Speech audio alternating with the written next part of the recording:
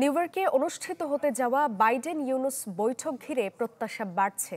জাতিসংঘ সদর দপ্তরে ২৪ সেপ্টেম্বর এই আলোচনায় বসবেন যুক্তরাষ্ট্র ও বাংলাদেশের শীর্ষ নেতৃত্ব।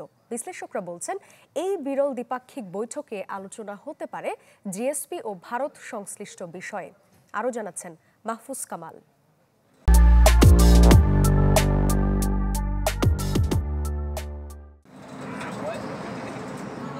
জাতিসংঘ সদর দপ্তরে এখন রাষ্ট্রপ্রধানদের সরব উপস্থিতি, তাই বাড়ানো হয়েছে নিরাপত্তা।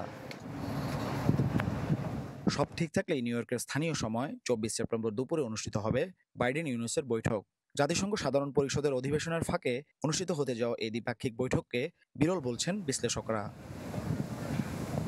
বৈশ্বিক প্রেক্ষাপট ও বাংলাদেশের জন্য গুরুত্বপূর্ণ অর্থ বহন করবে এই বৈঠক। যুক্তরাষ্ট্রের লং আইল্যান্ড বিশ্ববিদ্যালয়ের সাবেক অধ্যাপক বলেন, জিএসপি নিয়ে সুখবর আসতে পারে বাইডেন ইউনুসের বৈঠক থেকে। জিএসপি সুবিধা, গার্মেন্টের যে আমাদের যে বিষয়টা বন্ধ করা হয়েছিল স্বৈরাচারী হাসিনার সময় তার অপকর্মের কারণে, এটা যদি চালু হয় তাহলে আমরা লক্ষ লক্ষ এমপ্লয়মেন্ট পাবো দেশে। আমরা দেশ থেকে অনেক গার্মেন্ট দেশে পাঠাতে পারবো। এতে আমাদের অর্থনৈতিক সাশ্রয় বেড়ে যাবে। ইয়েল বিশ্ববিদ্যালয়ের অধ্যাপক ডক্টর গোলাম চৌধুরী ইকবাল মনে করেন, অর্থনীতি সহ নানা ক্ষেত্রে বাংলাদেশ ভারত সম্পর্কের বিষয়ে আলোচনা হতে পারে।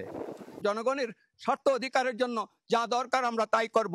সেই অর্থে আমরা ইন্ডিয়ার সাথে একটা পারস্পরিক একটা সমতা ভিত্তিতে রাষ্ট্র হিসাবে থাকতে চাই। কোনো দাদাগিরি করা চলবে না এখানে। রাজনৈতিক পট পরিবর্তনের পর বিভিন্ন খাতের সংস্কার সহ বাংলাদেশের সামনের দিনের অগ্রযাত্রায় যুক্তরাষ্ট্র যে ধরনের সহায়তা করবে, নিউ ইয়র্কের আসন্ন বৈঠক সেই ইঙ্গিত দিচ্ছে।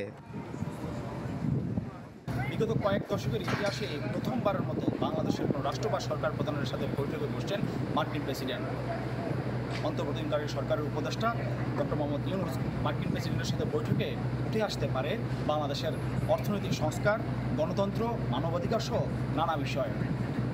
এখন দেখার বিষয় এই বৈঠক শেষে কী বার্তা দেয় বাংলাদেশের অন্তর্বর্তীকালীন সরকারের উপদেষ্টা ডক্টর মোহাম্মদ ইউনুস দেশবাসীর উদ্দেশ্যে। Mahfuz Kamal, channel 24, new York, যুক্তরাষ্ট্র।